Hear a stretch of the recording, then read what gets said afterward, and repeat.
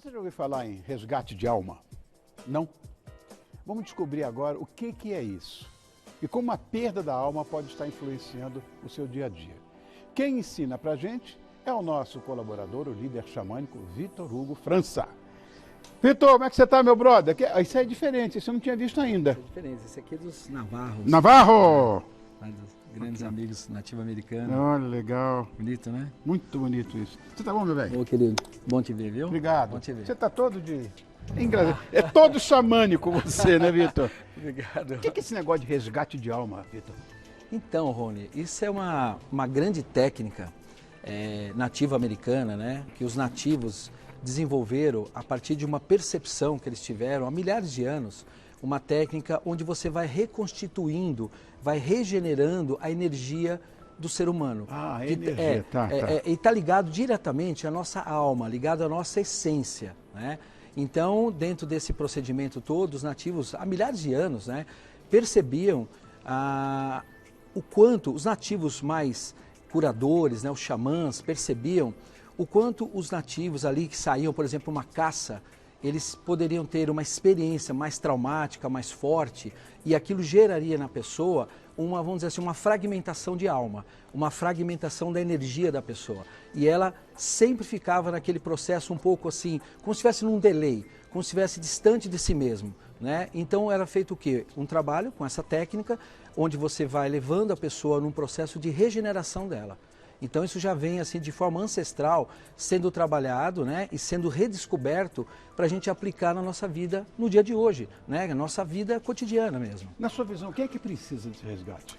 Então, toda pessoa, ela precisa entender assim, nós temos nossos padrões energéticos, nós temos nossos padrões internos. Então a pessoa que precisa de um resgate são pessoas que normalmente se expõem a algum tipo de fato forte, com um nível de profundidade ali na vida dela. Algo que machuca, por exemplo, a memória emocional dela. Né? Então, por exemplo, a pessoa ela teve assim... Quase todo mundo. Sim, é que às vezes, assim, algo mais corriqueiro, algo mais simples, aquilo não chega, vamos dizer assim, a ter uma perda de alma, né? Os nativos têm uma frase que eu gosto muito, que eles falam assim, né? Os nativo-americanos falam isso.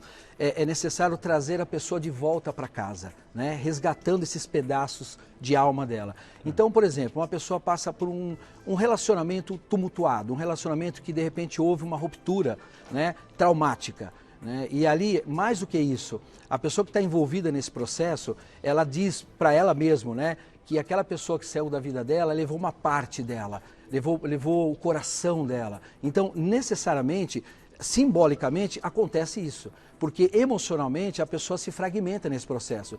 Você quer ver um outro exemplo muito clássico disso? Pessoas que passam, por exemplo, por perdas de entes queridos, por exemplo. A pessoa não administrando um processo de consciência, um processo de aceitação consciente, ela se machuca muito naquele processo traumático, naquele momento de perda. Óbvio, não estamos falando de amor, de saudade, de coração, isso sempre existe. Mas como a pessoa lida com aquele momento difícil.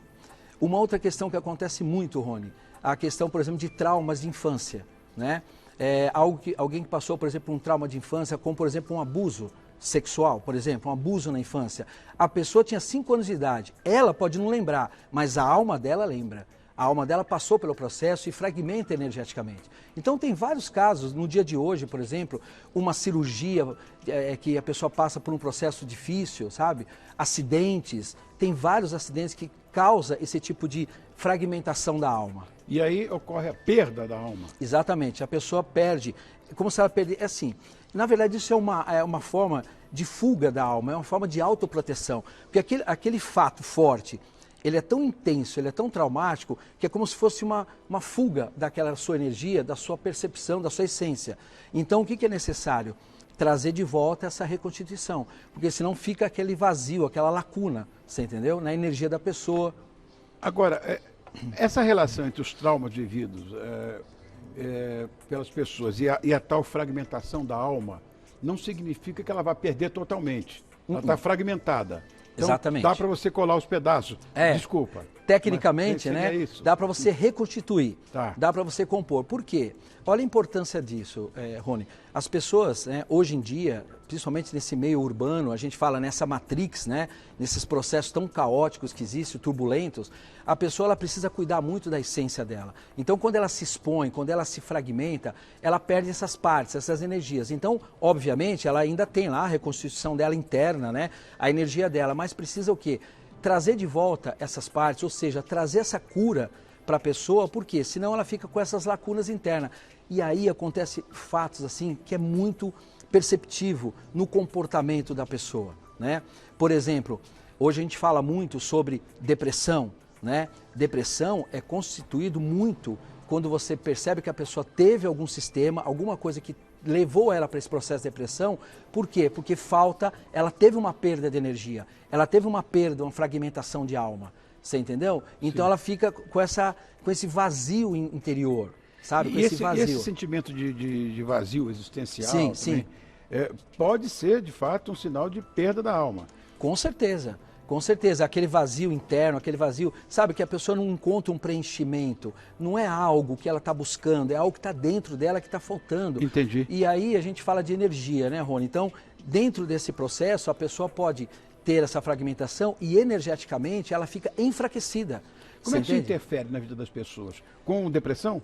Olha, existem vários sintomas. Por exemplo, depressão é uma delas, é clássico isso.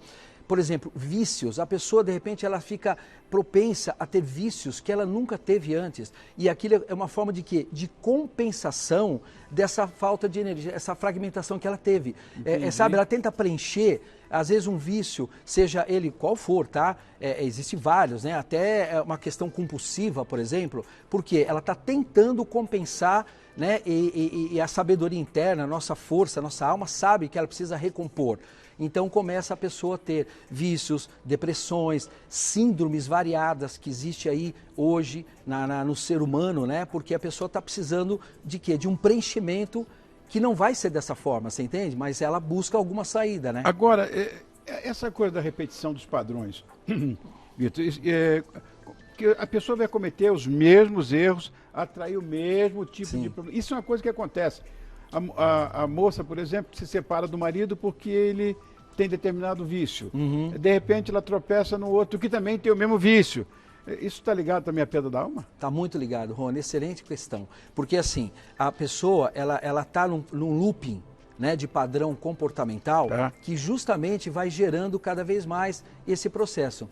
Jung falava muito no livro dele, O Homem e Seus Símbolos, sobre essa questão da ruptura, né? A pessoa está num processo de ruptura com essa energia, né? E isso é muito legal, Rony, porque a gente, quando fala sobre resgate de alma, sobre fragmentação energética, a gente fala sobre qualquer ser humano, né? Sem dogma, sem nenhum tipo de processo, né? Claro. Então, quando a pessoa está nesse padrão, nesse looping, ela começa a fazer o quê? Ela começa a repetir processos, né? Às vezes, ela precisa fazer uma reorientação de si mesma. E aí entra autoconhecimento, autoaprimoramento, né? Ou seja, a pessoa buscar um desenvolvimento pessoal para que ela consiga lidar melhor com isso, sabe?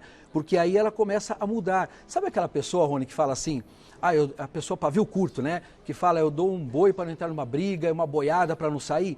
Então, isso é algo muito negativo. A pessoa está num padrão onde ela fala que ela é assim mesmo e eu sou assim, só que daí o que acontece? Ela fica nesse processo e ela não dá um passo a mais para a própria evolução dela, você entendeu? Entendi. E ela fica presa nesse processo.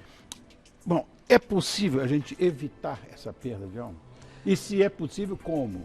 Olha, é uma coisa que eu falo sempre para os alunos, né? Eu falo sempre nos trabalhos, que assim, é possível, por exemplo, hoje você tomar consciência de que isso existe, de que isso é um fato, que a gente pode monitorar isso e cuidar. Então, por exemplo, é possível você, eu brinco com os alunos, falo assim, fechar essa torneirinha, dá para fechar. O seu comportamento, celebrar mais a vida, sabe? Ter um comportamento de mais assertividade. Então, por exemplo, como eu citei na questão anterior que você comentou, essa questão, por exemplo, de como você reage à questão dos desafios que aparecem na sua vida, sabe? Um fato, uma situação que às vezes não é tão agradável, como que você age em relação a isso ou você reage, sabe? E aí entra a questão da sua energia, né? Da sua exposição a isso. Cai essa questão energética e aí a alma, ela não quer viver aquilo. Ela não quer viver aquela dor, você entende? Então a pessoa perde a energia dela. Por isso é importante essa consciência de saber lidar e se preparar cada vez mais para as questões da vida. Inclusive, como eu disse, celebrar mais a vida, trabalhar o seu auto-amor, sabe? Trabalhar a sua automotivação, né? Entusiasmo. Isso é uma forma de você evitar uma perda de alma, né? Isso é muito favorável. Agora, uma vez que a alma já foi perdida, o que a gente pode fazer? Boa pergunta.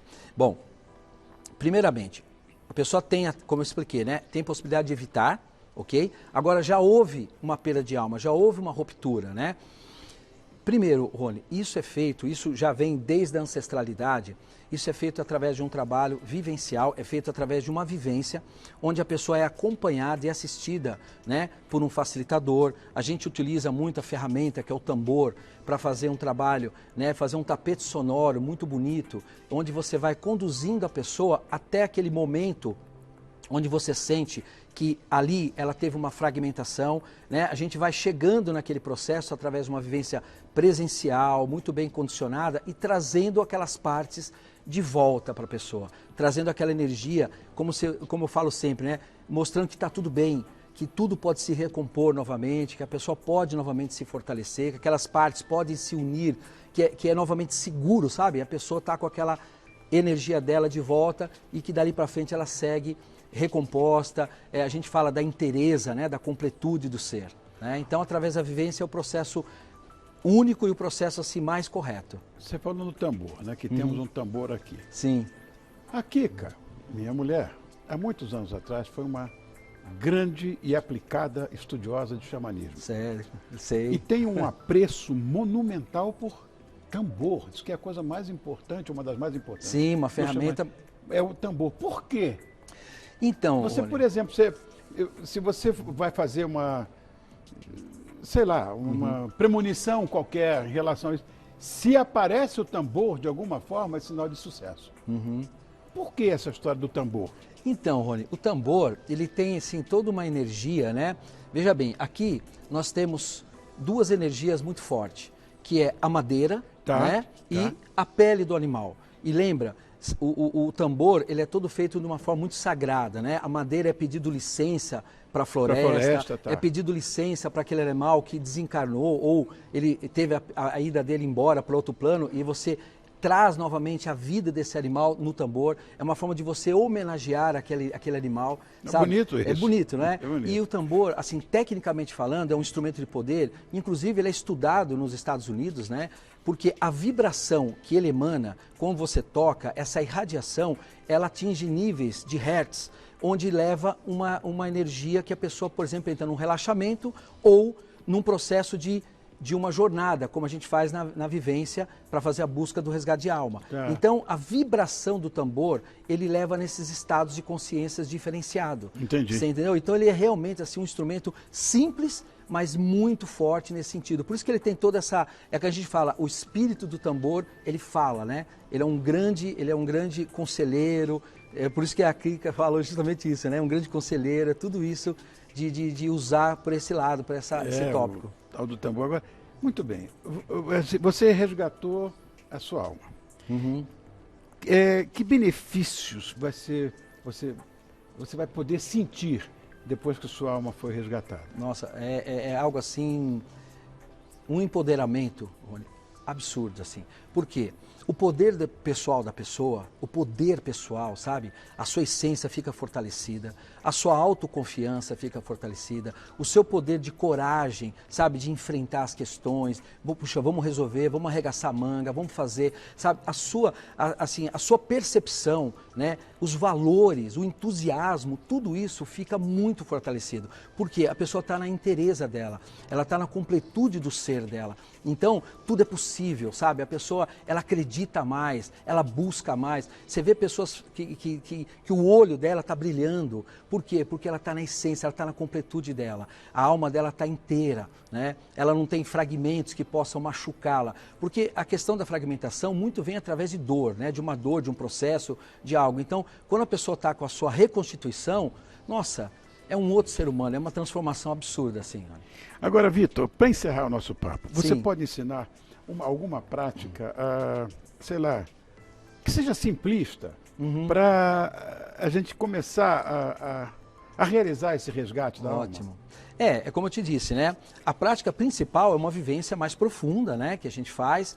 Agora, mas nesse momento... Uma coisa mais prática. Dá para ensinar uma questão assim da pessoa realmente fazer uma conexão, sabe? Começar a valorizar essa reconexão dela com ela mesma, você entendeu? Da alma dela. Eu vou até usar o tambor aqui. Ótimo. Uma coisa importante, Rony, o tambor, ele está ligado diretamente ao nosso coração, sabe? Ao toque do nosso coração, a nossa essência, né? Então eu vou deixar só tocando um pouquinho aqui de fundo e eu quero falar para o seu telespectador o que a pessoa pode fazer de uma forma simples, uma dica assim muito importante, é a pessoa, por exemplo, em algum momento do dia dela, em algum momento que ela sentir, ela ter um minuto para ela, né? E naquele minuto, ela fechar os olhos dela e ela respirar para a alma dela, em homenagem à alma dela, um minuto.